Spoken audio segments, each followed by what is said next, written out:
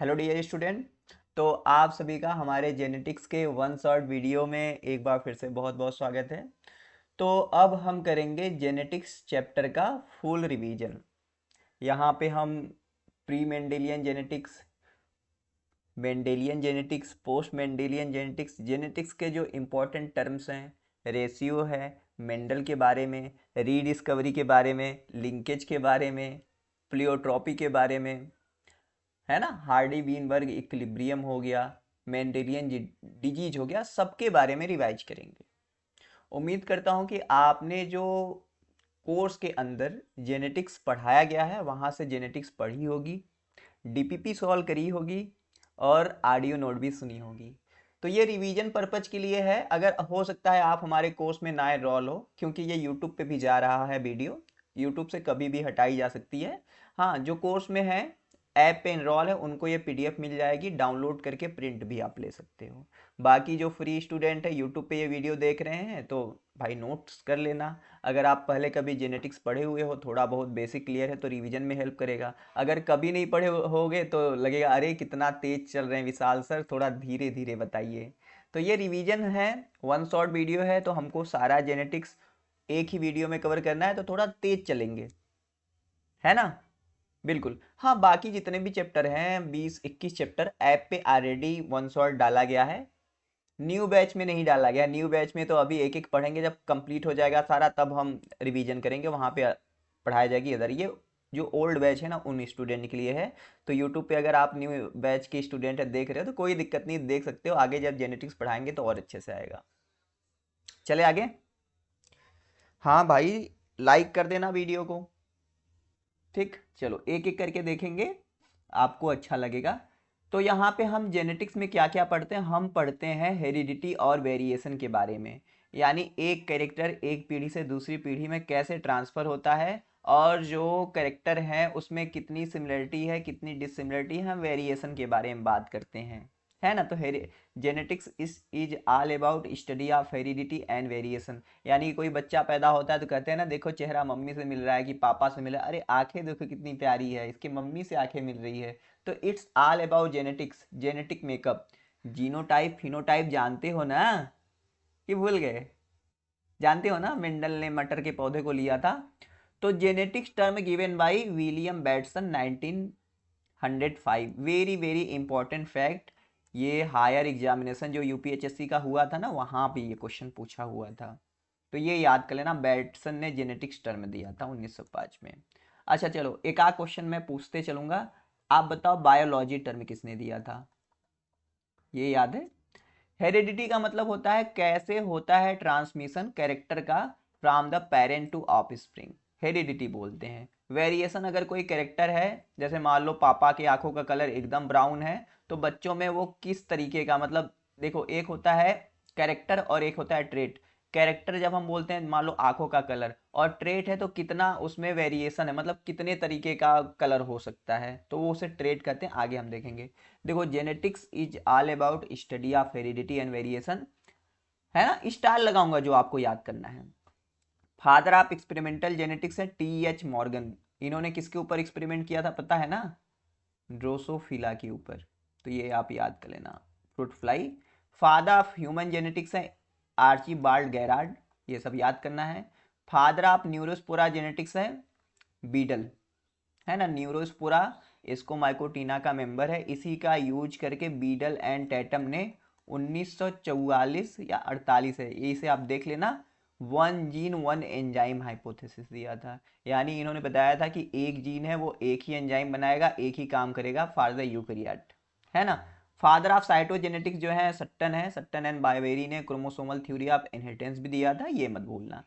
Gene term given by Johannsen in 1909, very very important, है ना। क्या है ये? बहुत इंपॉर्टेंट है। जोहानसन, बैटसन ने जेनेटिक्स टर्म दिया, जोहानसन ने क्या दिया? जीन टर्म दिया। जीन एक्चुअली में क्या होता है? Gene is a part of DNA where the special information are present. Important देखो टर्मिनोलॉजीज हैं। करेक्टर क्या होता है कि भाई हेरिटेबल फीचर, जैसे आंखों का कलर हो गया, बालों का कलर हो गया, है ना, स्किन कलर हो गया, ये हाइट हो गया, तो ये करेक्टर है। ट्रेट है alternate form of the character. अगर हम आंखों के कलर की बात करें तो ब्राउन कलर की आंख हो सकती है, ब्लू हो सकती है, ग्रीन हो सकती है, ब्लैक हो सकती है ना। जीन, देखो जीन अभी ऊपर मैंने बताया यूनिट ऑफ हेरिडिटी बोलते हैं इसको, या स्पेशल पार्ट ऑफ डीएनए से बोलते हैं। एलील क्या होता है? Allele is the alternate form of the same gene. जैसे मान लो अगर ये टी है, टाल के लिए है, तो इसका अल्टरनेट फॉर्म ये टी हो जाएगा। अगर वी है तो स्मॉल वी, तो इसका अल्टरनेट फॉर्म जो रहेगा, मतलब डोमिनेंट का रिसेसिव, उसको हम एलील बोल सकते हैं। होमोजाइगस, अगर मान लो जीन जो दोनों जो एलील है अगर सिमिलर एलील रहे, कैपिटल टी टी या स्मॉल टी टी, तो ये होमोजाइगस। हेट्रोजाइगस में क्या रहेगा?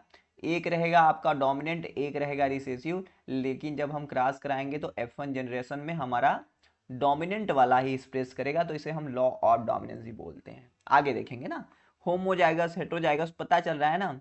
अब देखो ये कुछ है, डोमिनेंट कैरेक्टर क्या होता है? वो कैरेक्टर जो अपने आप को नेक्स्ट जनरेशन में एक्सप्रेस करता है। रिसेसिव कैरेक्टर क्या होता है? मान लो रिसेसिव जीन है स्मॉल वाला, तो वो नेक्स्ट जनरेशन में सप्रेस रहता है। फिनोटाइप क्या होता है? जो कैरेक्टर आप आंखों से देख सकते हो, जैसे मान लो प्लांट का हाइट देख रहे हो, इंसानों का हाइट देख रहे हो, फिजिक देख रहे हो, जो आप देख के बता सकते हो, दैट इज अ फिनोटाइप, जो आंखों के द्वारा विजिबल हो, एक्सटर्नल अपीयरेंस हो। जीनोटाइप उसका जेनेटिक मेकअप कैसा है, उसके अंदर कौन सा जीन है, कैसे एक्सप्रेस कर रहा है, तो जीन की वजह से उसका क्या डेवलपमेंट है। तो जीनोटाइप इज द, आप ऐसा समझ सकते हो, फिनोटाइप इज द हार्डवेयर जो बाहर से दिखता है, जीनोटाइप जो सिस्टम को काम कराने के लिए सॉफ्टवेयर होता है, वो जीनोटाइप कर सकते हैं। हेमीजाइगस बहुत इंपॉर्टेंट टर्म है। जैसे अभी हम देखो ये कह रहे थे होमोजाइगस है, इसको हम कह रहे थे हेटेरोजाइगस है। इसमें से मान लो एक हम डिलीट कर दें, एक एलील यहाँ पे डिलीट कर दे, सिर्फ एक ही एलील प्रेजेंट रहे, तो इसको हम कहेंगे hemizygous, only one allele present, है ना। X link gene in male कह सकते हैं हेमीजाइगस का। इंपॉर्टेंट देखो साइंटिस्ट फिर से आ गए हैं, और not only in the genetics but also in all chapter. ये जो जेनेटिक्स होते हैं ना, मतलब जेनेटिक्स नहीं, साइंटिस्ट बहुत लोगों को याद नहीं होते हैं, और बहुत सारे एग्जामिनेशन में आते हैं, और जो कर लेता है उनको लीड दिलाते हैं। जेनेटिक्स टर्म हमने बात किया, बैटसन ने दिया था। Father of genetics Gregor Johan Mendel, very very important भाई। ये एक ऐसे साइंटिस्ट जो अपने लाइफ टाइम में साइंटिस्ट का दर्जा नहीं पा सके। अब क्या कारण था कि इनको साइंटिस्ट का दर्जा नहीं मिला, ये शायद आपको पता हो, नहीं तो आगे हम बात करेंगे। Father of experimental genetics TH Morgan है, आपको पता है। Human genetics Archibald Garrod. Neurospora genetics का बीडल है ना। और one gene one enzyme hypothesis Beadle and Tatum, gene term Johannsen ने दिया। आप कहोगे सर दोबारा काहे ला रहे हैं, ऐसे तो वीडियो बड़ा हो जाएगा। इसलिए क्योंकि भाई इंपॉर्टेंट है ना। देखो एलिल टर्म अब याद कर लें, ये देखो नया है। एलिल टर्म बैटसन ने दिया, किसी एग्जाम में पूछा नहीं गया है। जीनोटाइप और फिनोटाइप जोहानसन ने दिया है, तो ये याद कर लोगे तो ज़्यादा सही है। फिनोकॉपी क्या होता है? Same phenotype due to environment but different genotype, मतलब ऑर्गेनिज्म के अंदर जेनेटिक मेकअप डिफरेंट रहे, लेकिन due to the environmental condition वो सेम फिनोटाइप शो करने लगे, एक जैसे। आप कन्वर्जेंट इवोल्यूशन से आप इसे जोड़ सकते हो, है ना। अब चलो हम प्री मेंडेलियन जेनेटिक्स के बारे में बात करते हैं, मोस्टली करके कि एक ऑर्गेनिज्म कैसे बना, इसी पे बहस हो रही थी मेंडल से पहले कि भाई एक बच्चा कैसे बनता है, एक ऑर्गेनिज्म कैसे होता है, एक चाइल्ड बर्थ कैसे होता है। तो सबसे पहले पाइथागोरस से इन्होंने वेपर थ्योरी दिया हुआ था। ये कह रहे थे कि भाई देखो क्या है ना, सारे बॉडी पार्ट में कुछ वेपर होते हैं, हर बॉडी पार्ट में वो वेपर होते हैं, वही इकट्ठे होते हैं, है ना, रिप्रोडक्टिव ऑर्गन में आते हैं, जो फिर बाद में मिलके एक बच्चा बनाते हैं। लेकिन ऐसा बात तो है नहीं, तो पाइथागोरस को रिजेक्ट कर दिया गया। फिर आगे आया प्री फॉर्मेशन थ्योरी, स्वामर्डन थ्योरी, मतलब दोनों एक है। प्री फॉर्मेशन थ्योरी स्वामर्डन ने ही दिया था, इन्होंने ह्यूमन कुलस के बारे में बताया। ह्यूमन कुलस्क ये कह रहे थे भाई देखो ना, ऐसा क्या होता है, मेल का जो स्पर्म होता है ना, स्पर्म के टिप पे ऑलरेडी एक टाइनी बेबी प्रेजेंट होता है, टाइनी ह्यूमन प्रेजेंट होता है ना। बस वो जो फीमेल बॉडी होता है ना, वो सिर्फ इंक्यूब्यूटर की तरह काम करता है, मतलब वहाँ पे ये जो स्पर्म रहेगा, इसके टिप पे एक छोटा सा बच्चा ऑलरेडी रहेगा, ये ओमेन के वम्ब में जाएगा, मतलब कह सकते हो फैलोपियन ट्यूब या वम में, वहां पे सिर्फ वो डेवलपमेंट होगा, एक तरीके का इंक्यूबेटर की तरह काम करता है। तो प्री फॉर्मेशन थ्योरी सॉमर्टन का ये कह रहा था कि भाई फीमेल का तो बस काम है इंक्यूबेटर की तरह, ऑलरेडी जो बच्चा होता है स्पर्म के टिप पे प्रेजेंट, इसको भी रिजेक्ट कर दिया गया। और कुछ लोग जानते हो सॉमर्टन को गलत साबित करने के लिए ये वान बियर उल्फ ये सब आया ना, ये लोग कहे अरे यार तुम स्वामर्डन क्या कह रहे हो, जानते हो जो तुम बच्चा ये स्पर्म पे नहीं होता, एग में होता है। स्पर्म तो बस ऐसे आता है, एग को डिवाइड करने के लिए कुछ दे जाता है, बच्चा जो होता है वो में होता है। ये लोग अलग ही खेला खेल रहे हैं, है ना। बाद में पैनजेनेसिस थ्योरी आया, बाद में, अभी तो सभी को पता है। देखो पार्टिकुलर थ्योरी मैपर्क्यूइस ने दिया। इन्होंने बोला कि भाई ठीक है, जैसे वेपर थ्योरी नहीं दिया गया था वैसा ही होता है ना, उसी तरीके से काम होता है। मैपर्क्यूइस ने उनको दिया। फिर देखो इपीजेनेसिस थ्योरी आया, इन्होंने बोला के एफ उल्फ ने दिया था, इंपॉर्टेंट है। तो कह रहे हैं भाई देखो, जो रिप्रोडक्टिव ऑर्गन होते हैं ना वहाँ पे कुछ ऐसे बनते हैं, कुछ चीज़ें बनती हैं जो बाद में फर्टिलाइज होता है जिससे बच्चा बनता है। पैनजेनेसिस थ्योरी देखो, इन्होंने बताया कि जो रिप्रोडक्टिव ऑर्गन होते हैं, है ना, वहाँ पे जेम्यूल लाइक स्ट्रक्चर बनते हैं जो माइग्रेट करके आते हैं, फिर फर्टिलाइज होता है। तो आप ईपीजेनेसिस के लिए के एफ वुल्फ याद कर लेना, और पैनजेनेसिस थ्योरी के लिए चार्ल्स डार्विन जेम्यूल के बारे में बताए थे, ये ज़्यादा एक्सेप्टेड था।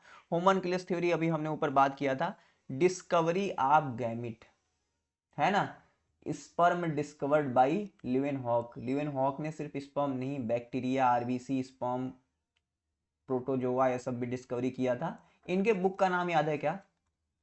बुक का नाम याद है क्या? है बुक का नाम बताइए। ल्यूएनहॉक हॉलैंड के थे, इनके बुक का नाम सीक्रेट ऑफ नेचर था।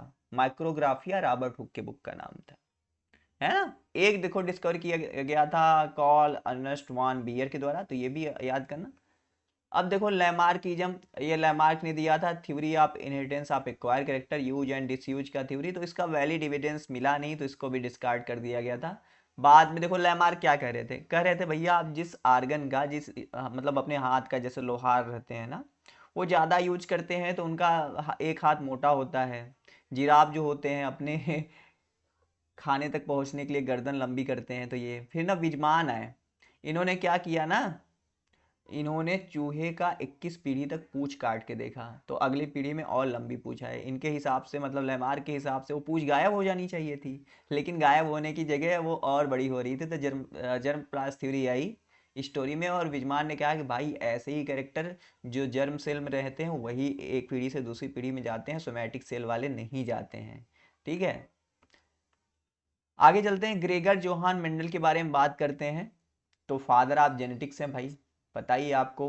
1822 में ऑस्ट्रिया के ब्रून शहर के चेकोस्लोवाकिया नामक गांव में पैदा हुए थे, है ना। बहुत गरीबी दशा थी इनके बचपन का, तो अपने फैमिली को सपोर्ट करने के लिए, अपनी पढ़ाई को जारी करने के लिए ऑगस्टियन मंक, मतलब वहाँ पे एक चर्च था ऑस्ट्रिया में, वहाँ पे वो मंक बन गए।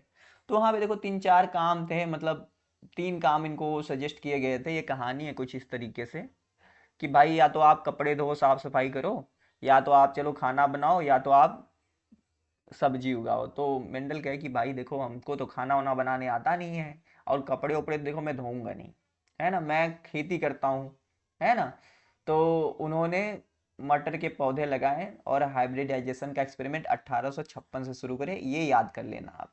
एक्सपेरिमेंट का ड्यूरेशन देखो 56 से 64, मतलब इधर 7 साल आप मान सकते हो। 1865 में रिजल्ट उन्होंने रिजल्ट आया, और पब्लिश किया 1866 में।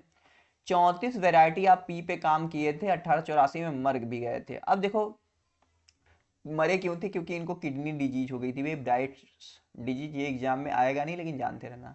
चलो ये बताओ, एक ना, एक डिजीज का नाम है चागाज डिजीज, जिसको हम स्लीपिंग सिकनेस बोलते हैं। ये किसको हुआ था, याद है?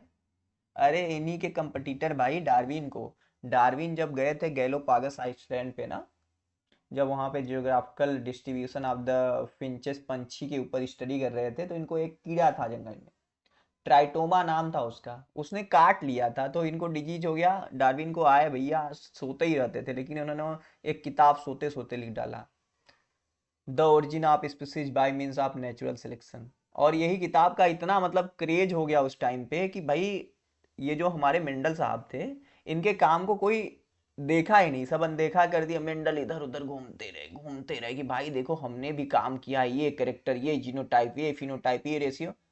मेंडल जाते अपने सीनियर साइंटिस्ट कहते अरे जाओ यार, अभी देखो डार्विन यार आया है, वो कह रहा है कि हमारे पूर्वज बंदर है, दिमाग खराब है, तुम मेंडल यार, तुम ये स्टैटिकल डाटा लेके आए हो ना, दिमाग मत खराब करो, समझ नहीं।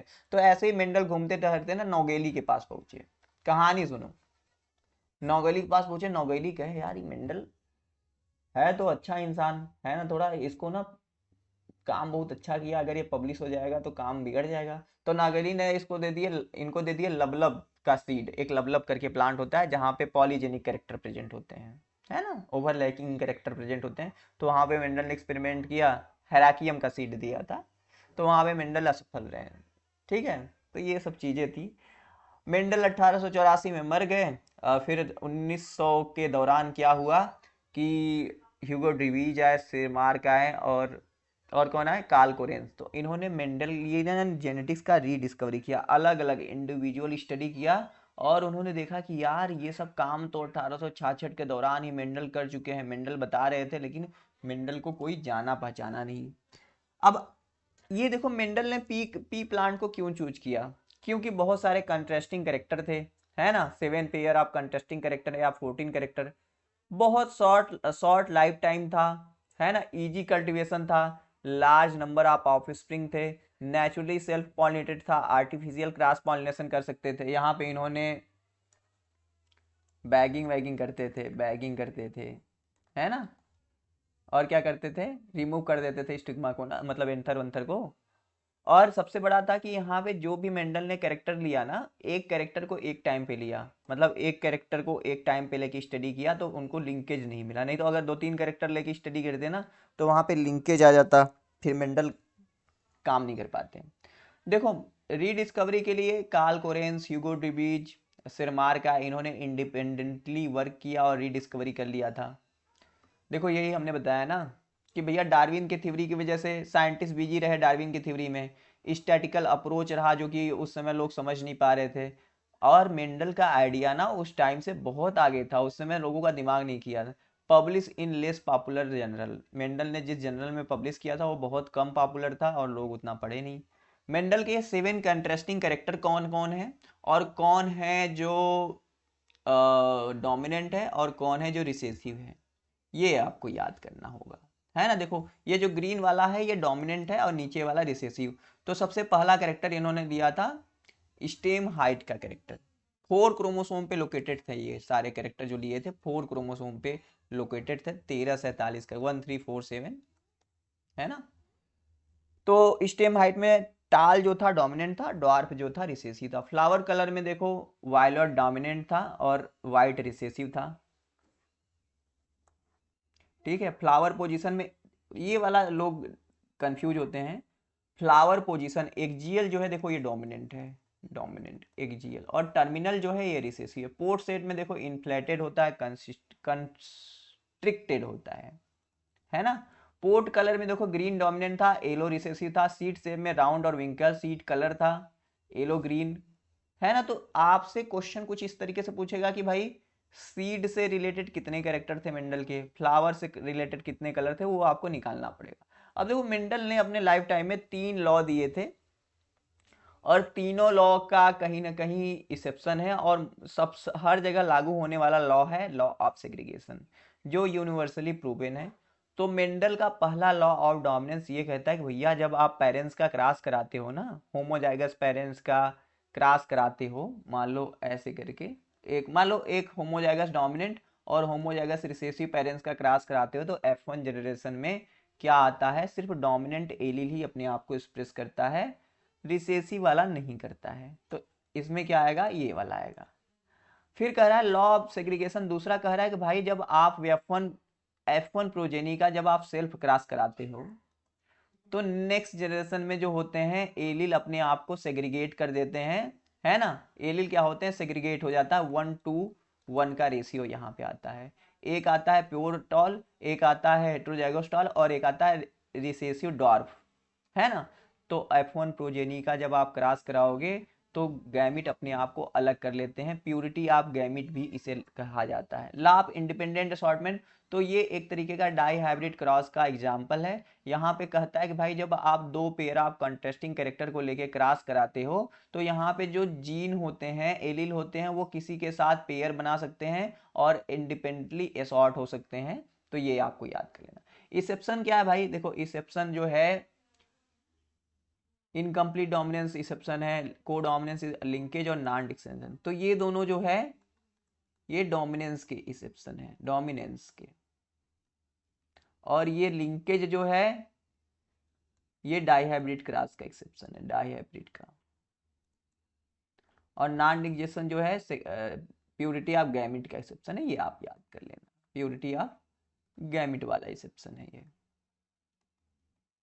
अब एग्जाम बूस्टर पॉइंट देखो यहाँ पे है, जेनेटिक्स टर्म याद है ना, बैट्सन ने दिया था। जीन टर्म जोहानसन वाला याद है, एलील भी बैट्सन ने दिया। फादर ऑफ जेनेटिक्स जो है मेंडल है, एक्सपेरिमेंटल जेनेटिक्स के फादर मॉर्गन है। पैन जेनेसिस थ्योरी डार्विन ने दिया था, इन्होंने जेम्यूल के बारे में बताया था, है ना।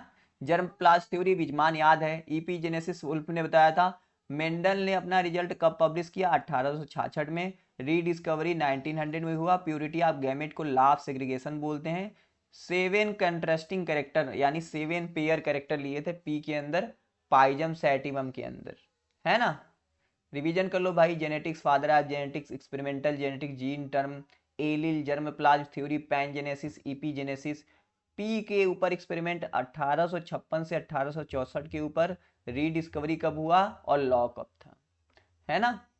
देखो ये सब तो हमने बात किया है ना। जीन क्या होता है, टर्म जोहानसन ने दिया था, स्मॉलेस्ट यूनिट ऑफ हेरिडिटी होता है, part of DNA carrying genetic information, polynucleotide से मिलके बना होता है, प्रोटीन सिंथेसिस को कंट्रोल करता है। और ये जीन जहाँ पे क्रोमोसोम के ऊपर प्रेजेंट होते हैं उसको हम लोकस बोलते हैं, ये याद कर लेना। और जीन का अरेंजमेंट जो क्रोमोसोम पे होता है वो लीनियर होता है ना, लीनियर, ये भी याद कर लेना। बायोकेमिकल नेचर ऑफ डीएनए जो है वो प्रूफ किया गया था एवेरी मैकलियार्ड एंड मैकार्टी के द्वारा 1944 में। लेकिन फाइनल प्रूफ जो दिया गया था कि डीएनए जो है वो जेनेटिक मटेरियल होता है, वो हर्शे एंड चेज ने दिया था, है ना। कब दिया था, 1952 में। फिनोटाइप के बारे में हमने बात कर लिया, हमने देखो जीनोटाइप के बारे में बात कर लिया, हमने एलील के बारे में बात कर लिया, हमने डोमिनेंट कैरेक्टर के बारे में बात कर लिया, रिसेसिव कैरेक्टर देख लिया, है ना। म्यूटेशन क्या होता है, म्यूटेशन जो होता है ये होता है नॉन डायरेक्शनल सडन चेंज, है ना। म्यूटेशन जिसकी वजह से अलग अलग कॉम्बिनेशन बनते हैं वो होता है, और ये रॉ मटेरियल होता है एवोल्यूशन के लिए, ठीक है। तो म्यूटेशन है, ह्यूगो डिवीज के ने कैसे एक्सपेरिमेंट किया था हम देखेंगे। रेसिप्रोकल क्रॉस क्या है, जब आप मान लो कोई एक क्रॉस करा रहे हो, तो वहां पे 2 पेरेंट के लेते हो, एक बार किसी को मेल मानते हो किसी को फीमेल मानते हो, तो दूसरे टाइम पे आप चेंज कर दो, जिसको आप मेल मान रहे हो उसको फीमेल मानो, और जिसको फीमेल मान रहे हो उसको मेल मानो। तो मेंडेलियन जो इनहेरिटेंस है ना वहां पे उल्टा पुल्टा करने पे, रेसिप्रोकल क्रॉस कराने में कोई प्रभाव नहीं पड़ता है। लेकिन जब यही साइटोप्लाज्मिक इनहेरिटेंस आप पढ़ते हो ना तो रेसिप्रोकल क्रॉस से बहुत बड़ा प्रभाव पड़ जाता है, ये बात आपको दे। बैक क्रॉस F1 का किसी भी पेरेंट्स के साथ, रिसेसिव के साथ, डोमिनेंट के साथ, किसी के साथ क्रॉस करा दोगे वो होता है बैक क्रॉस। लेकिन टेस्ट क्रॉस बहुत इंपॉर्टेंट है, वेरी वेरी इंपॉर्टेंट भाई साहब।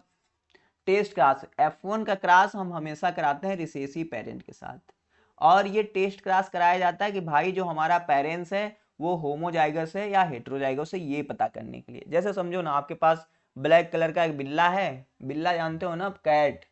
अब वो बिल्ला आपको समझ नहीं आ रहा है, मतलब ब्लैक कलर का बिल्ला है, उसने व्हाइट कलर बिल्ली के साथ क्रॉस किया है ना। बच्चे जो है ब्लैक कलर के, अब आपको समझ नहीं आ रहा है कि ये बच्चे जो है भाई साहब वो प्योर है, मतलब डोमिनेंट है या हेट्रोजाइगोस है।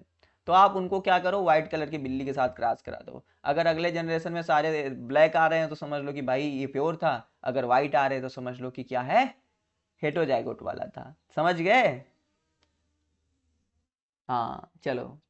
ट्रू ब्रीडिंग लाइन क्या होता है भाई, ट्रू ब्रीडिंग लाइन क्या होता है, जैसे पेरेंट्स है, जो कैरेक्टर पेरेंट्स के अंदर है वही नेक्स्ट ऑफ स्प्रिंग में फिर उसके आगे आप बना रहे, वो होता है ट्रू ब्रीडिंग लाइन या प्योर लाइन, है ना। Self pollinated for many generation, produce same phenotype repeatedly.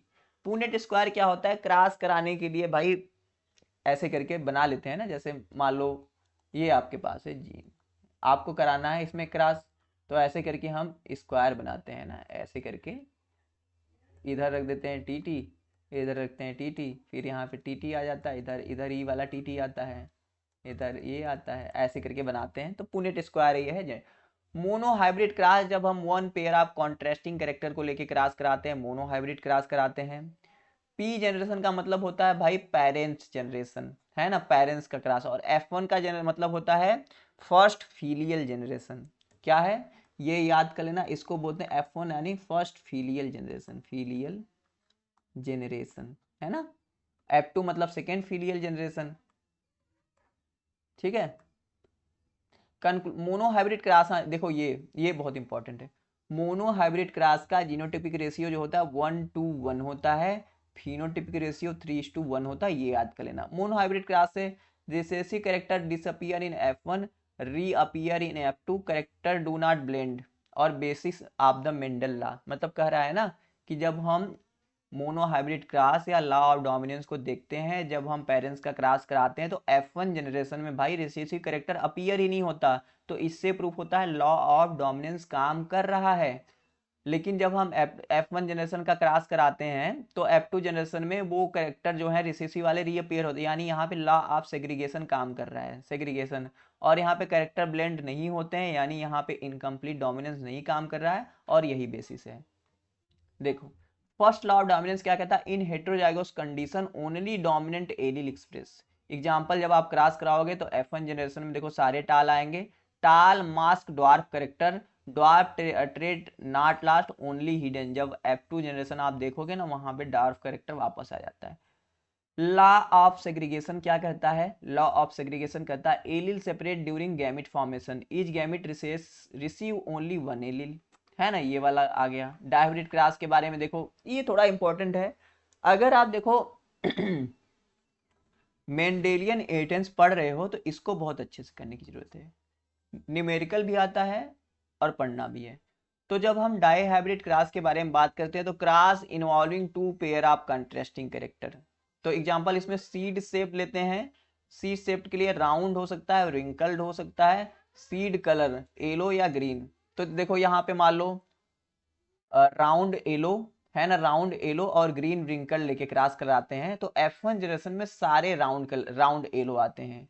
फिर गैमिट कौन कौन आता है, जैसे गैमिट बनाओगे ना, देखो 2 हेटेरोजाइगोट है ना, 2 के पावर n ले लेते हैं, है ना, 2 की पावर 2, तो ऐसे करके फॉर्मूला होता है, 4 गैमिट बनेंगे। तो यहाँ पे देखो 4 गैमिट है, तो 4 गैमिट एक पेरेंट्स का, फिर इसे मान लो क्रॉस कराओगे इससे ना, तो इसका भी 4 gamete.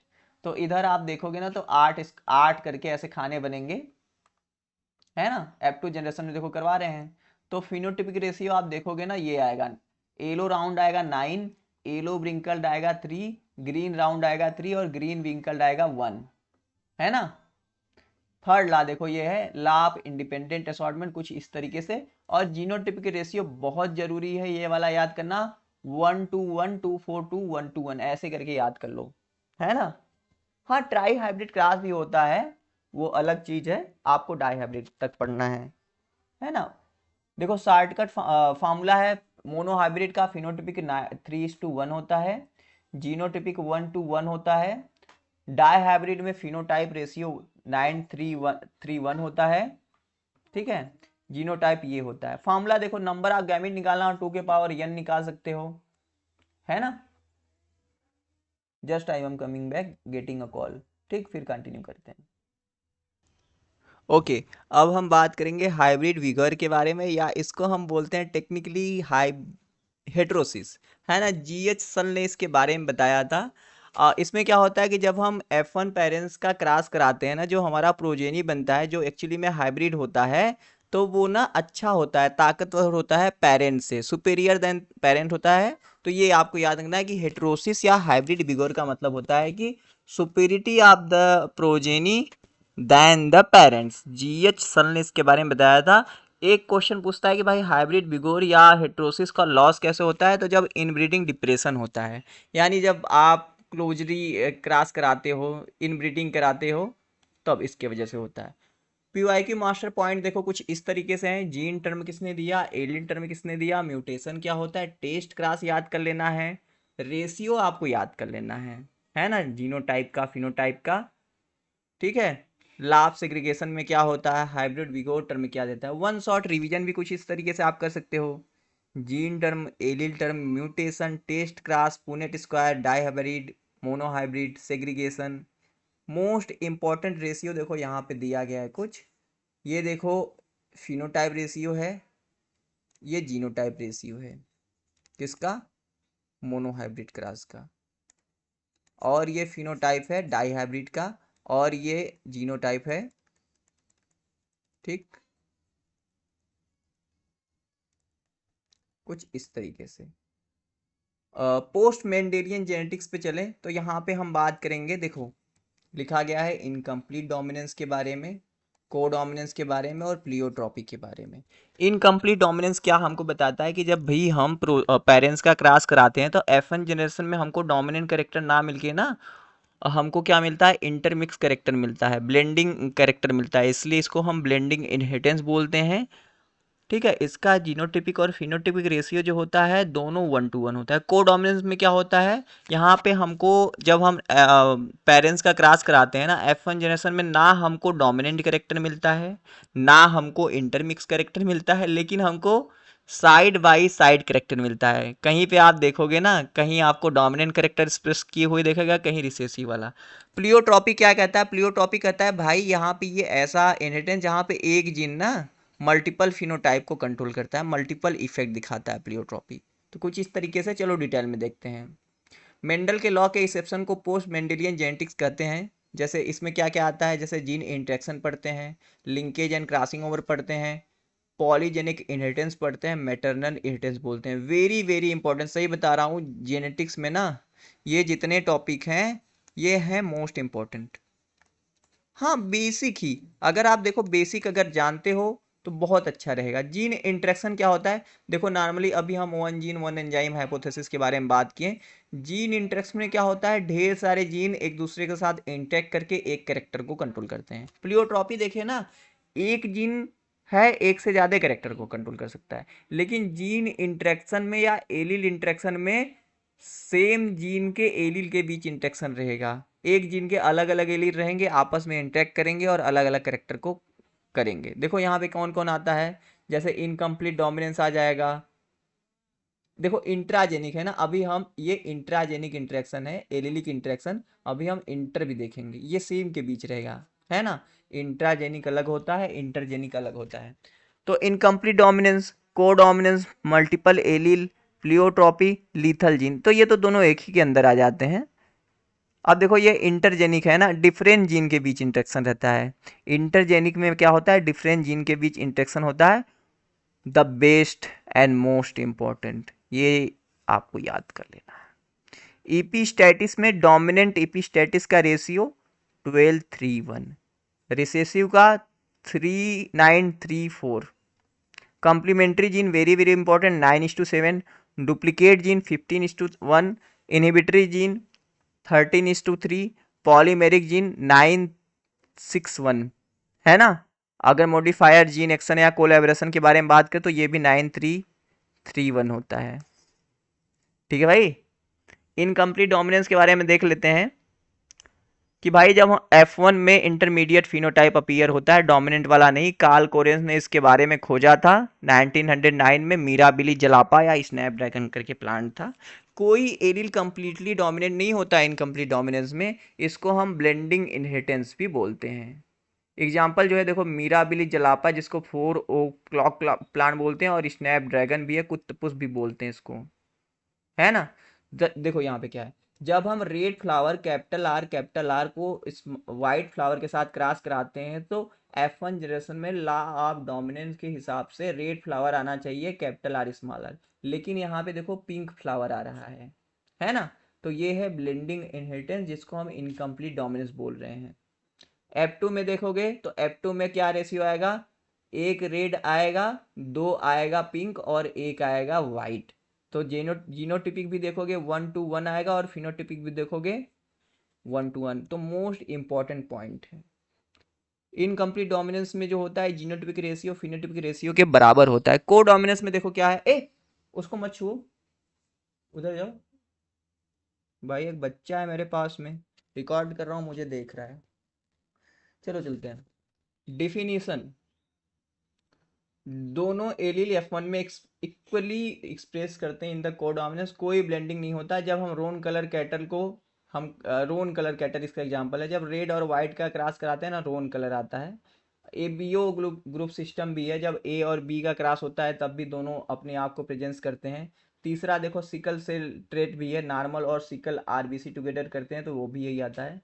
ABO blood group system जो है कोडोमिनेंस का एग्जांपल है बेस्ट। देखो इसमें आई जीन होता है, आई जीन के लिए एलील जो होते हैं, तीन तरीके के एलील है, आई बी या आई 0 कह सकते हैं, ठीक है। तो ए बी जब आता है तो कोडोमिनेंस वहां पे होता है, ठीक। कुछ इस तरीके देखो ब्लड ग्रुपिंग के लिए देखोगे तो कितने ए बी है ना, ए बी ओ 4 प्रकार के ब्लड ग्रुप है, 6 तरीके के यहाँ पे बनेंगे जीनोटाइप, है ना। तो कुछ इस तरीके के आएंगे। देखो ब्लड ग्रुपिंग है, टोटल जीनोटाइप 6 होते हैं, टोटल फिनोटाइप 4 होते हैं। प्लियोट्रॉपी हमने बात बताया है, प्लियोट्रॉपी की डिस्कवरी एनिमल के केस में कहें तो क्यूनॉट ने, और प्लांट के केस में करें तो इबार ने बताया था। वन जीन जो होता है मल्टीपल फिनोटिपिक इफेक्ट को बताता है, एक जीन मेनी कैरेक्टर। प्लांट का एग्जांपल लोगे, वन जीन अफेक्ट, देखो एक ही जीन रहेगा, सीड कलर को भी कंट्रोल करेगा, रेड स्पॉट को भी कंट्रोल करेगा, फ्लावर कलर को। ड्रोसोफिला के एग्जांपल लोगे तो वेस्टिजियल विंग, ये सब अगर याद नहीं हो तो कोई दिक्कत नहीं है। सिकल सेल एनीमिया का लोगे तो म्यूटेशन हो जाएगा बीटा ग्लोबिन चेन में, तो सिंगल बेस सब्स्टिट्यूशन की वजह से ग्लूटामिक एसिड बदल जाता है वैलिन में, है ना। यहाँ पे जीनोटाइप कुछ इस तरीके का रहता है। प्लियोट्रॉपिक इफेक्ट देखो एबनॉर्मल आरबीसी हो सकता है, बोन डिफेक्ट हो सकता है, organ damage, breathing problem, malaria resistant, classic example of pleiotropy ये सब है। चूहा वाला आप जानते हो, जो देखो कैपिटल, ये वाला एग्जांपल देखो, कैपिटल वाई जो है ना, ये कोट कलर और डेथ के लिए रिस्पॉन्सिबल होता है ना। जब कैपिटल वाई आता है ना तो कोड कलर को कंट्रोल करता है, लेकिन अगर कभी कैपिटल वाई दोनों डोमिनेंट आ जाएंगे ना, ये डेथ करा देगा चूहा में। तो चूहा में कभी 3:1 रेशियो आ ही नहीं पाता, यहाँ पे 2:1 रेशियो आता है, तो ये बात आपको याद कर। सिस्टिस फाइब्रोसिस भी देखो प्लियोट्रॉपी का बेस्ट एग्जांपल है। सीएफटीआर जीन में म्यूटेशन हो जाता है, क्रोमोसोम नंबर 7 पे होता है। तो सीएफटीआर में म्यूटेशन होगा, आयन ट्रांसपोर्ट डिफेक्ट हो जाएगा, थिक म्यूकस फॉर्मेशन हो जाएगा, डक्ट जो रहेगा ब्लॉक्ड हो जाएगा, इन्फेक्शन रिपीट। सिम्पटम क्या रहेंगे? Respiratory problem, lung infection, digestive disorder, growth retardation. Phenylketonuria भी इसका एग्जांपल है। तो पूरा पूरा ये सब हम देखेंगे नहीं, जो हमारा ज़्यादा इंपॉर्टेंट वो हम देखेंगे। ये सब पीडीएफ आपको दिया जाएगा, आप देख सकते हैं। देखो पीयूआईक्यू master point very important. Incomplete dominance के बारे में कार्ल कोरेंस ने बताया। मीराबिली, जलापा और स्नैपड्रैगन बेस्ट एग्जांपल है। Roan colour of cattle codominance का एग्जांपल है। ब्लड ग्रुप सिस्टम भी को डोमिनेंस का एग्जांपल है। मतलब ए बी ब्लड ग्रुप समझो। Pleiotropy one gene multiple effect, sickle cell anaemia, CFTR, है ना, phenyl hydroxylase, incomplete dominance ratio और को डोमिनेंस रेशियो आपको याद करना। ये वन शॉट रिवीजन भी आप देख सकते हो उसी तरीके से सारे, है ना। गोल्डन फॉर्मूला देख लो। इनकम्प्लीट डोमिनेंस जो है ब्लेंडिंग इनहेरिटेंस इसको बोलते हैं। को dominance both allele express equally. Pleiotropy एक जीन रहेगा, मेनी इफेक्ट शो करेगा। चलो अब हम जीन इंटरेक्शन, जो हमारा इंट्राजेनिक हमने देख लिया है, जो सेम एलील रहेंगे, सेम जीन। अब हम डिफरेंट डिफरेंट जीन जो आपस में इंटरेक्ट करके कैसे काम करते हैं, देखो यहाँ पे modifier gene action, collaboration, complementary gene epistasis. अगर आपको टिप बताऊं तो भाई टिप्स यही रहेगा कि इनका रेशियो आप याद कर लेना एग्जाम के लिए। कम्प्लीमेंट्री का रेशियो क्या है, डुप्लीकेट का रेशियो क्या है, रिसेसिव और डोमिनेंट इपिस्टेटिस का रेशियो क्या है ना। इसका देखो फॉर्मूला भी पूछता है। तो जीन इंटरेक्शन, जब दो या दो से अधिक जीन मिलकर एक फिनोटाइप को कंट्रोल करते हैं तो उसे जीन इंटरेक्शन कहते हैं। एक्चुअली में इंटरजेनिक जीन इंटरेक्शन। देखो एलिलिक में हमने देखा था एलिलिक में हमने देखा था जो सेम सेम रहे जीन पे, इनकम्प्लीट को डोमिनेंस पीरियड। अब नॉन एलिलिक में देखो कोलैबोरेशन हो गया, कम्प्लीमेंट्री जीन, इपिस्टेटिस, डुप्लीकेट, इनहिबिटरी और पॉलीमेरिक। अब देखो ये जो देख रहे हो ना ये सामने, मुझे लगता है जीन इंटरेक्शन में सबसे मोस्ट इंपॉर्टेंट यही है ना। कोलैबोरेशन का 9331 मॉडिफायर जीन एक्शन भी बोलते हैं। Recessive epistasis 934, dominant epistasis 1231, complementary gene very important, most important, duplicate ये भी important, inhibitory gene 13:3, polymeric gene 931। Most important table for exam देखो यहाँ पे लिखा भी गया है भाई, है ना। कोलैबोरेशन जीन एक्शन उतना डिटेल में पढ़ने की जरूरत नहीं है। एडिटेटिव जीन इंटरेक्शन बोलते हैं, कॉम शेप को कंट्रोल करता है। टू टाइप के जीन है, देखो यहाँ पे आर जीन जो रहेगा ये रोज कॉम बनाएगा, पी जो रहेगा पी कॉम बनाएगा, है ना। अगर आर पी अगर डोमिनेंट दोनों साथ में आ जाएंगे तो वॉलनट कम बनाएगा, है ना। तो देखो यहाँ पे ये कैपिटल है तो रोज कम बनाएगा, पी कैपिटल है तो पी कम, और जहाँ पे सब रिसेसिव रहेंगे वो सिंगल कॉम बनाएगा। तो अब किस तरीके का कॉम बनेगा, देखो रोज कम के का पी कम के साथ क्रॉस कराएंगे तो यहाँ पे दोनों आ गए ना आर और पी, तो आल वालनट कम बनेगा। तो यहाँ पे फिर F2 में जब आप क्रॉस कराओगे तो आप देखोगे 9 वालनट कम बनेंगे, क्योंकि 9 के पास जो रहेगा आर और पी रहेगा। 3 बनेंगे रोज कम, 3 पी कम और एक सिंगल, क्योंकि एक जगह सिंगल, मतलब एक तरीके का डाई हाइब्रिड जो मेंडल का क्रॉस नहीं उसी तरीके से, लेकिन यहाँ पे वहाँ पे एक एक जीन काम कर रहे थे, यहाँ पे एक से ज़्यादा। कंप्लीमेंट्री जीन एक्शन क्या होता है, दो डोमिनेंट जीन एक साथ में प्रेजेंट हो तभी फिनोटाइप एक्सप्रेस होती है। जैसे सी जीन है ना, अकेला एक्सप्रेस करेगा नो फिनोटाइप, पी जीन अकेला एक्सप्रेस करेगा नो फिनोटाइप, अगर दोनों साथ में करेंगे तब वह फिनोटाइप आएगा। एक डोमिनेंट जीन अब्सेंट हुआ तो फिनोटाइप एक्सप्रेस नहीं होगा। Studied by Bateson and Punnett, और एग्जाम्पल इसका है लेथायरस ओडोरेटस सी स्वीट पी के अंदर। तो सी जीन होता है, पी जीन होता है, तो देखो सी और पी जीन दोनों रहेंगे तभी पर्पल कलर आएगा, है ना। अगर सी अकेला रहेगा तब भी वाइट, पी अकेला रहेगा तब भी वाइट, अगर दोनों रिसेसिव रहेंगे तब भी वाइट आएगा। तो अब देख लो ना, तो आप जब क्रॉस कराओगे ना तो जब तो यहाँ पे आपको मिलेगा भाई F2 में पर्पल 9 और वाइट 7। मेमोरी पर्पल बनाने के लिए सी और पी दोनों जरूरी है, तभी यहाँ पे कंप्लीट। ईपी स्टैटिस मोस्ट इंपॉर्टेंट, क्या कर रहा हूँ, ये मोस्ट इंपॉर्टेंट है। डिफिनेशन, जब एक जीन दूसरे जीन के एक्सप्रेशन को मास्क कर देता है इंटर एलेलिक लेवल पे। अगर यही क्वेश्चन ना इंट्रा एलेलिक रहे, सेम जीन के ऊपर रहे, इंट्रा एलेलिक रहेगा ना, तो इसका आंसर आ जाएगा भाई डोमिनेंस। अगर इंटर एलेलिक या डिफरेंट डिफरेंट जीन के डिफरेंट डिफरेंट क्रोमोसोम या जीन की बात करो तब रहेगा, तब इपिस्टैटिस। जो मास्क करता है उसको हम इपिस्टैटिक जीन बोलते हैं, और जो मास्क होता है जो अपने आप को एक्सप्रेस नहीं कर पाता उसको हाइपोस्टैटिक जीन बोलते हैं, ये याद करना है। तो रिसेसिव इपिस्टैटिस होता है, डोमिनेंट इपिस्टैटिस होता है। रिसेसिव में होमोजाइगस रिसेसिव एलील जो रहता है स्मॉल वाला दूसरे डोमिनेंट को रिप्रेस कर देता है। तो coat colour in mice recessive epistasis का बेस्ट एग्जांपल है। तो देखो कैपिटल ए जिन रहेगा तो अगोटी बनाएगा, कैपिटल सी रहेगा तो कलर फॉर्मेशन करेगा, यानी, है ना। तो ये आप देखोगे कैपिटल ए है अगोटी, कैपिटल सी है ब्लैक, अगर दोनों रिसेसिव तो अल्बिनो बनाएगा। रेशियो आप देखोगे तो 9:3:4 आएगा। इंपॉर्टेंट क्या है कि जब ये दोनों रिसेसिव दोनों स्मॉल सी हैं तो कैपिटल ए जिनको मास्क कर देता है वहाँ पे अपने आप को एक्सप्रेस करता है, इसलिए सी सी जो रहेगा जहाँ जहाँ ये अल्बिनो बनाएगा 4 जगह, है ना। डोमिनेंट इपिस्टैटिस क्या होता है, डोमिनेंट एलील दूसरे जीन की एक्सप्रेशन को सप्रेस करता है। फ्रूट कलर देखोगे कुकुर बिटा के अंदर ना, जैसे देखो कैपिटल डब्ल्यू रहेगा वाइट रहेगा, कैपिटल वाई रहेगा तो येलो, और स्मॉल वाई ग्रीन। अब कंडीशन क्या है, कैपिटल डब्ल्यू वाइट है, कैपिटल वाई येलो है और दोनों रहेंगे ग्रीन, तो ये देखोगे वाइट 12 बन जाएगा, है ना, और येलो रहेगा 3 ग्रीन, क्योंकि ये कैपिटल डब्ल्यू जहां भी प्रेजेंट होगा वहां सबको वाइट बना देगा, है ना। कैपिटल डब्ल्यू डोमिनेंट इपिस्टैटिक जीन है, ये वाई जीन को मास्क कर देता है, यानी येलो को स्प्रेस ही नहीं है देगा। लीथल जीन, है ना, लीथल जीन या प्लियोट्रॉपिक, ऐसा जीन जो डेथ कॉज करे। स्टडीड बाय क्यूनॉट, एग्जाम्पल है येलो माउस। देखो वाई कलर वाई रहेगा तो येलो कलर रहेगा, स्मॉल वाई अगर्टी रहेगा, तो ऐसे करोगे ना तो देखो ये जो आएगा ना तो ये मर जाएगा, ये क्या हो जाएगा, ये मर जाएगा, तो रेशियो आपको 2:1 ही मिलेगा, ठीक है भाई। Why lethal gene persist, recessive lethal gene hidden from the population और सर्वाइव करते रहते हैं, one gene many effect. Example देखो कुछ इस तरीके से है, PYQ मास्टर आप देख सकते हो, chicken comb shape, walnut comb, single lathyrus odoratus, mice coat colour, dominant epistasis ratio. One shot revision कुछ इस तरीके से कर सकते हो, है ना, बढ़िया एग्जाम्पल है। आपको ये याद करना है।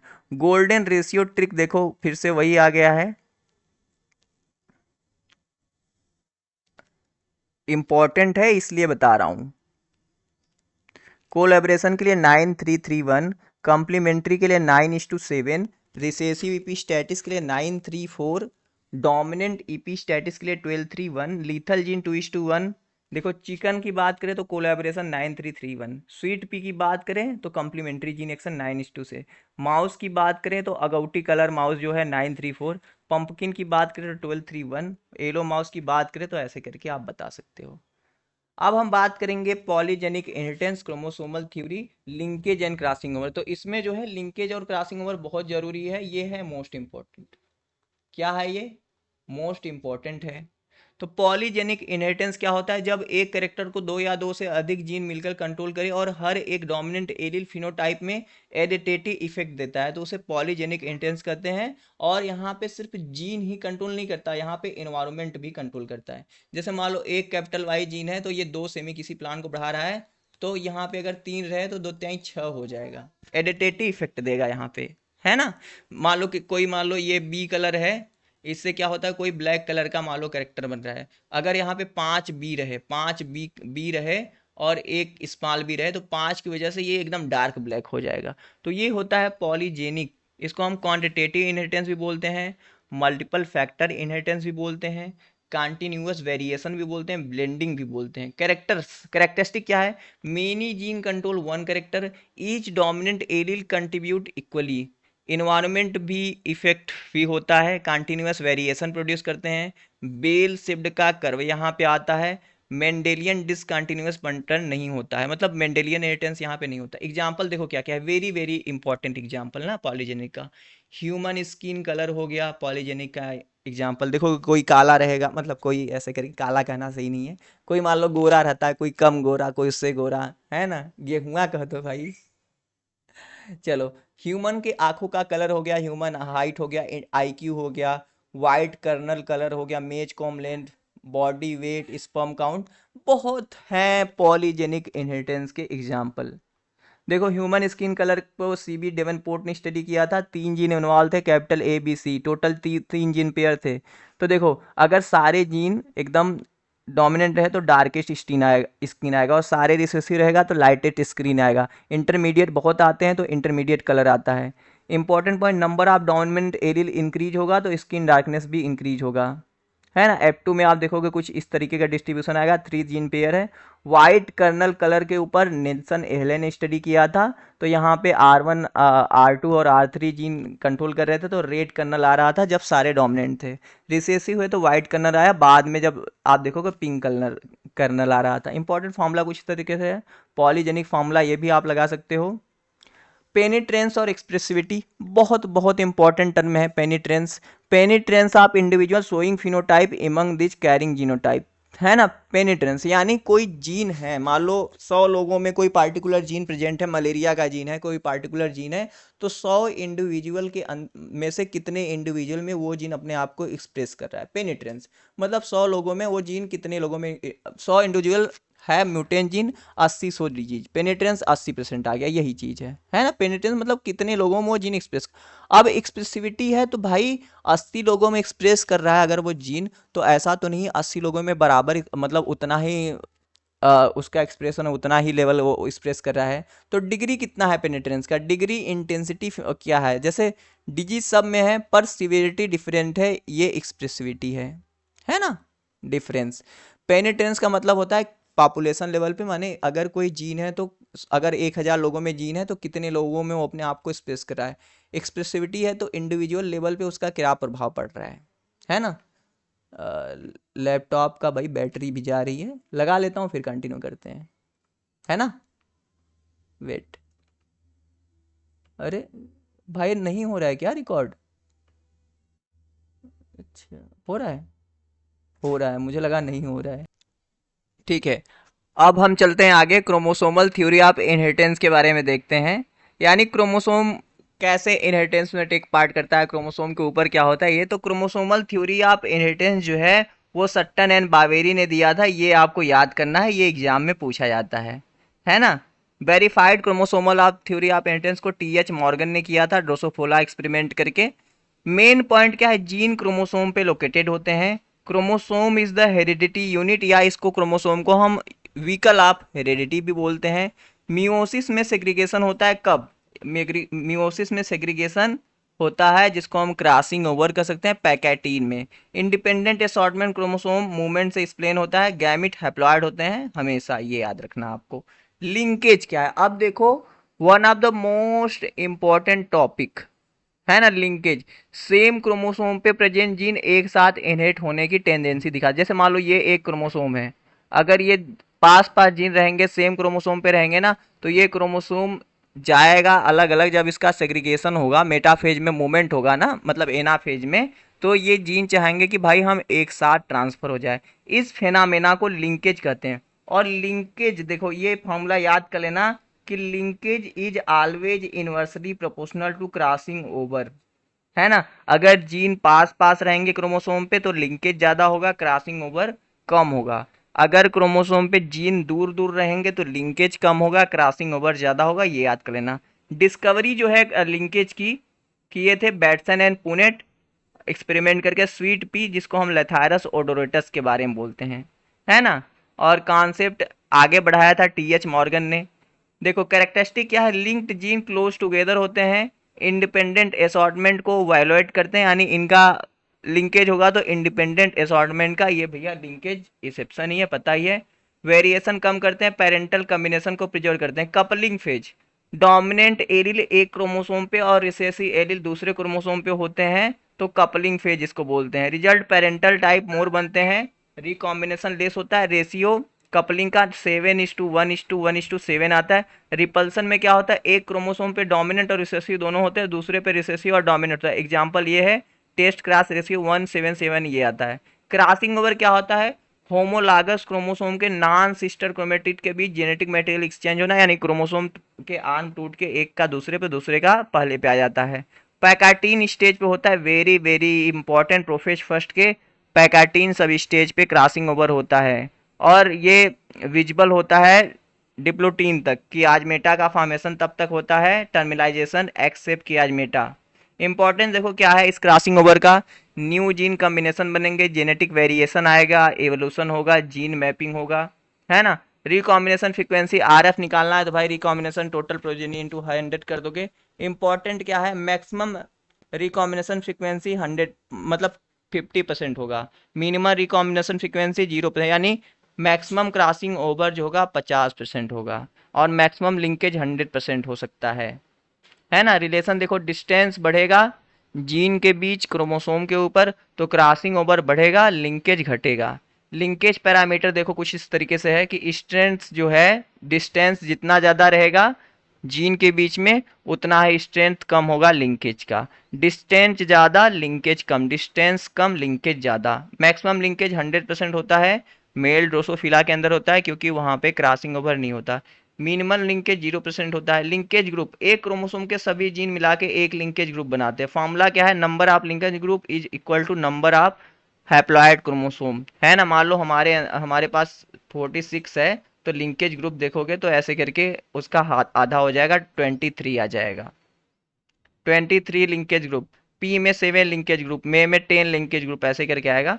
पीवाईक्यू मास्टर कुछ इस तरीके से आप देख सकते हो कि पॉलीजेनिक इनहेरिटेंस को क्वांटिटेटिव इनहेरिटेंस भी बोलते हैं। ह्यूमन स्किन कलर के ऊपर डेवेनपोर्ट ने स्टडी किया, व्हाइट कर्नल कलर के ऊपर निल्सन एहले ने स्टडी किया। Chromosomal theory of inheritance Sutton and Boveri ने दिया, वेरिफिकेशन टीएच मॉर्गन ने दिया, लिंकेज टर्म मॉर्गन ने दिया था, डिस्कवरी बैटसन एंड पूनेट ने किया था। क्रॉसिंग ओवर पैकाइटीन में होता है कि आज मेटा विजिबल डिप्लोटीन में होता है। मैक्सिमम रिकॉम्बिनेशन फ्रीक्वेंसी 50% होता है।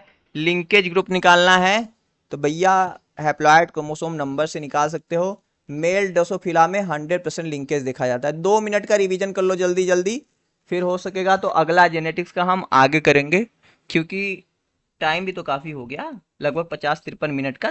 सेकेंड पार्ट ला देंगे ना जेनेटिक्स का, ठीक है।